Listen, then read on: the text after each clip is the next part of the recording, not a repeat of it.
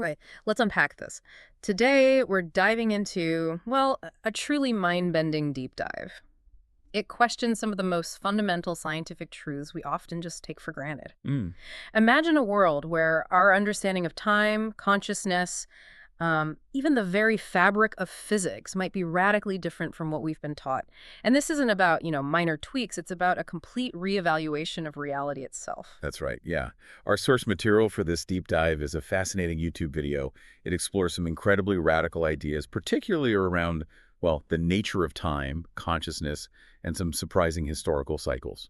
So our mission here is really to extract the core claims, the most unusual insights from this material, and just present them clearly, neutrally for you, the listener. We're not endorsing these viewpoints, obviously, but we're aiming to help you understand these truly unique perspectives on the universe. Right. And it wastes absolutely no time getting to some pretty explosive claims. It directly challenges cornerstone figures and theories in modern physics. I mean, the source starts right off asserting that Albert Einstein specifically really messed everybody up. Wow. Okay. And it goes so far as to claim that the entire field of quantum mechanics is, and this is a quote, bogus. It certainly grabs your attention right from the start. It absolutely does. And the source elaborates on these criticisms. First, it tackles Einstein's photon model of light. It claims that 2/3 of light's measurable behavior isn't really explained properly by the photon. 2/3, that's a lot. It is. For instance, the source argues the photon doesn't explain how an image is carried to your eye. It points out that our eyes don't perceive things in a, pixelated fashion like a computer screen does. Okay, so it's not just a minor disagreement, but a challenge to how we think sight even works. Does the source offer like an alternative explanation for how images get perceived then, if not photons? It implies the mechanism is fundamentally different, rooted in a completely different understanding of time, which, well, we'll definitely get to. But the critique extends right to Einstein's treatment of time itself. The source flat out states that considering time as a fourth dimension is a huge and giant flaw. A flaw. Not just incomplete, but a flaw. Yeah, calls it a crude mathematical workaround. And this, it argues, leads to a lot of the goofiness in quantum mechanics is the phrase used. Goofiness? Like what's... Like the concept of a field collapsing just when you measure it, things like that.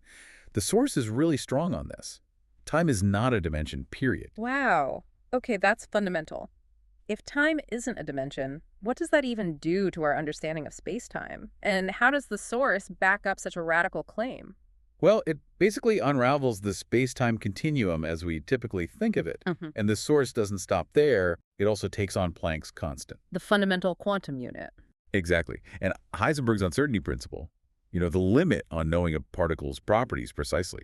It claims Planck's constant is actually not needed, that it never would have had to have been invented if the original measurement experiment had used, say, a sphere or a tetrahedron instead of a cube. A sphere instead of a cube. How does that change things? Apparently, according to the source, it changes the fundamental assumptions, and it attributes Heisenberg's principle to the same impetus that Einstein had when he converted time to a dimension.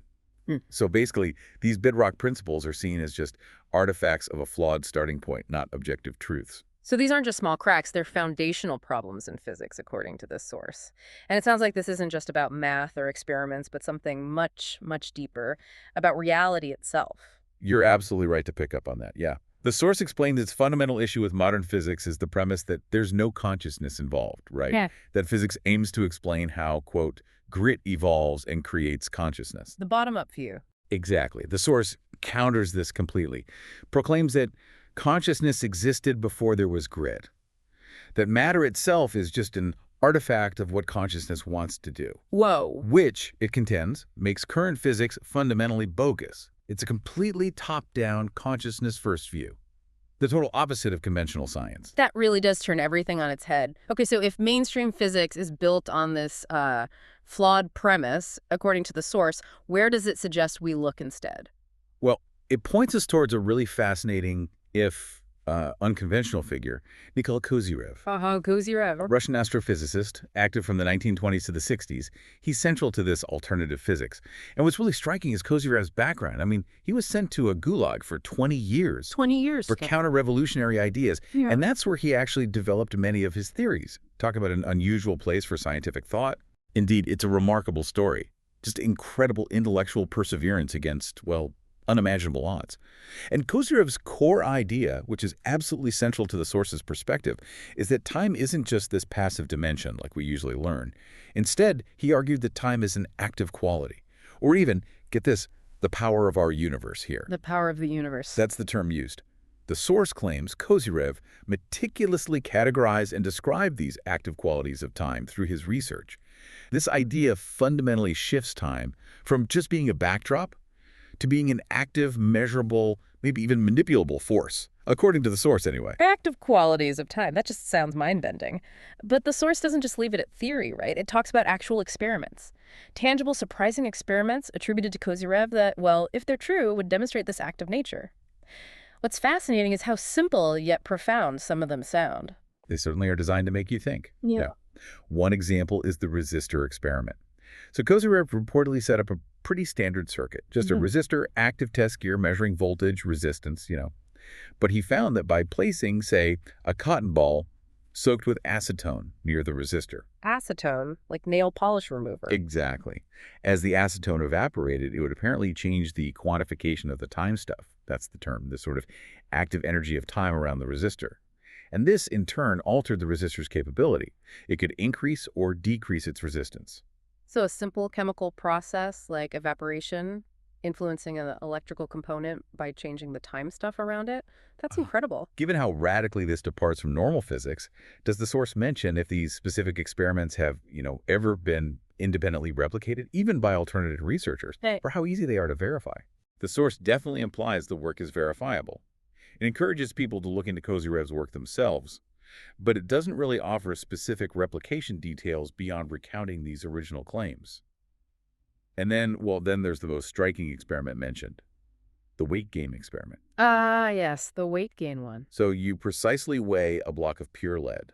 The example given is 390.3 grams using a non-electronic balance, like an old beam balance. Then you take the weight off, put it on a rubber insulating pad, and then the source puts it vividly, you shake the fuck out of it. Or maybe vigorously agitate it in a paint shaker or an oscillating lab mixer for a few minutes. Right, I can just picture someone doing this in their garage, trying it out. Precisely. So after the shaking stops, you carefully pick up the weight using non-conductive tongs, importantly, no human hands or metal touching it, and you reweigh it immediately. The result, according to the source, the weight is suddenly heavier by a very large percentage. Heavier? How much heavier? With pure lead, the source claims an increase of an extra 19 or 20 grams of weight from that initial 390.3 grams. Wait, 19 or 20 grams? That's huge. That's a really significant measurable difference. What's the source's explanation for that if it's not a change in actual physical mass? Well, the interpretation offered is that the shaking disrupts the lead relative to what the source calls the pulse of universe. Think of it as this subtle energy flow the source believes is everywhere. This disruption, the argument goes, causes the lead to retain these pulse effects of time, giving it more apparent weight, even though its physical mass hasn't changed. Apparent weight, so it interacts differently with gravity or the balance. Something like that. It's presented as an effect of time itself. Interestingly, this experiment is also said to work with wood, though apparently not as well, and not at all with mercury. Mercury is described as unique. Mercury's the odd one out here. Why? Yes. The source actually suggests mercury might be our key to interacting with time because of its intrinsic nature. It says Kozyrev did experiments showing Mercury's mass and weight are affected by conditions of the universe, like the moon's position. The moon's position affecting Mercury's weight. Indicating some kind of magnetic interaction with time, according to this view. The broader idea is that liquids, water, mercury, oil, interact with this time stuff in ways that solids just don't. And water comes up again too, right? Particularly when it freezes. Absolutely. The course explains that freezing water supposedly traps a component of time within the ice structure. Kozyrev's mirror experiments up at the North Pole were apparently based on this idea, that the constant freezing and thawing cycles, like in glaciers, act as an additional macro layer of putting time out into our environment. So temperature fluctuations, melting, refreezing, this would release or trap this frozen time stuff. Okay. If these active qualities of time are really at play, influencing matter and energy like this, it raises a bigger question. How does the source connect this pretty radical science view to its ideas about, say, human history, societal evolution? What are the bigger implications here beyond the lab bench for how we see reality and maybe our place in it? Right. Well, that's where the source transitions, moving from the purely physical to the societal, looking at historical cycles through this unique lens. And it comes with a highly critical view of certain societal influences, to put it mildly. Yes, very much so. The source asserts that we are currently in the 325th year of the Dwapara, which it defines as an ascending Bronze Age. Bronze Age, not the Kali Yuga. Not the Kali Yuga or Iron Age, which is often seen as a darker, less advanced time. Hmm.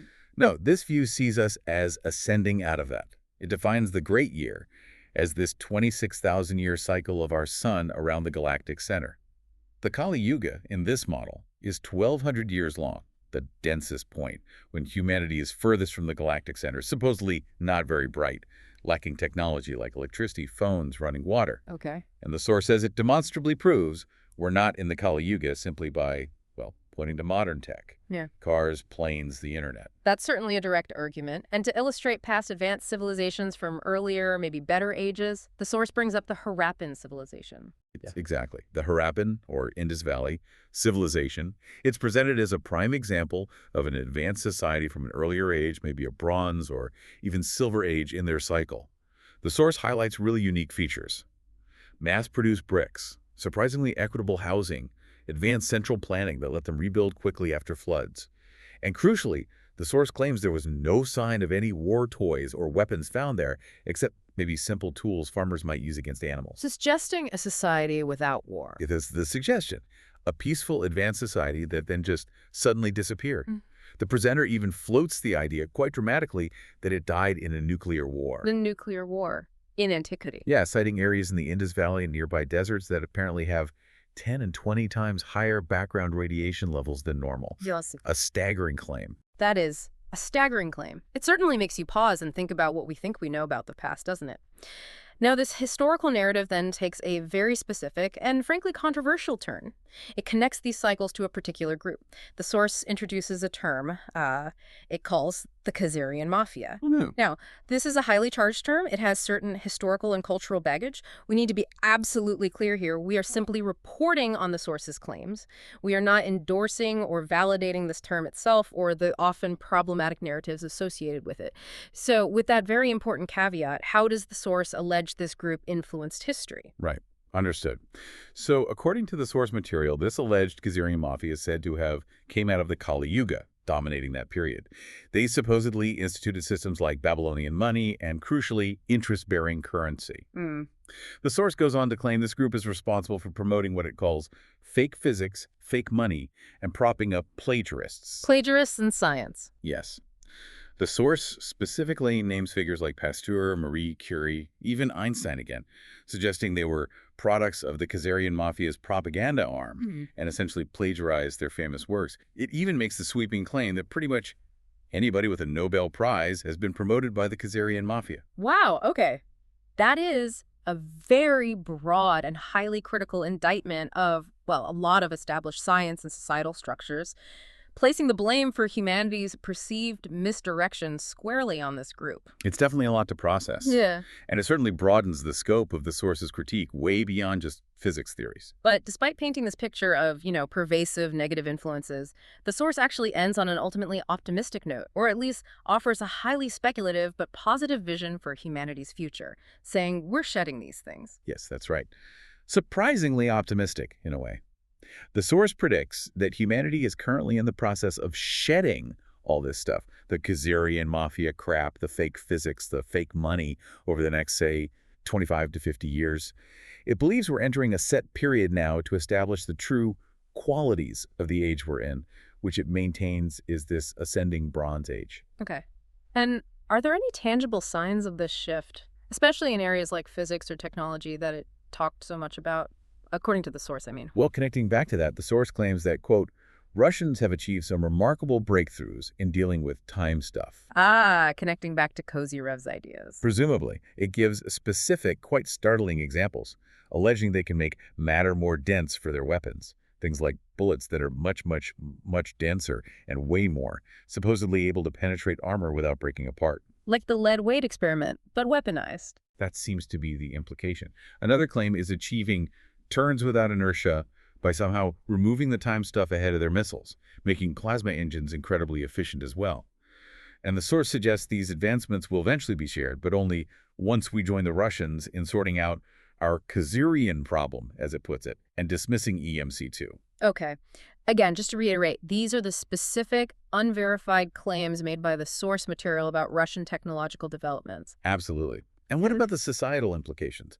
The source predicts quite a severe impact on the social order within the next 20 years. It explicitly states that terms like racism, anti-Semitic, transphobe will essentially lose their meaning within 2 decades, become old language from the past with no real power to intimidate or control. Hmm. So, major shifts predicted across the board: science, technology, society, language. This deep dive has certainly been, well, quite a journey through some incredibly profound and, let's be honest, often controversial ideas, from challenging Einstein and quantum mechanics to Kozyrev's active time experiments, alternative history cycles, this whole Kozyrev mafia narrative, and then this bold vision for a future free from alleged fake physics and mafia crap. It really pushes the boundaries of conventional thought, doesn't it? Offers a radically different lens to view our world. Absolutely. And the source's core message, it consistently circles back to this central theme. Time really does power everything in the universe. It emphasizes that it's the pulse of time that gives your body the ability to draw breath. And it just keeps repeating, time is not a dimension. That fundamental redefinition, that's what underpins everything else, all these other theories and predictions. Time isn't just passive measurement, it's an active, energetic force. Right. And so, for you, our listener, maybe consider this. How deeply ingrained are our current scientific paradigms, our understanding of time, matter, consciousness? What might it truly mean if alternative understandings of reality, like this idea of an active, energetic time, were to gain wider traction?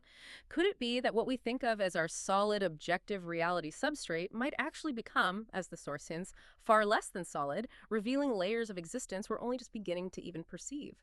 Definitely something to ponder long after this deep dive concludes.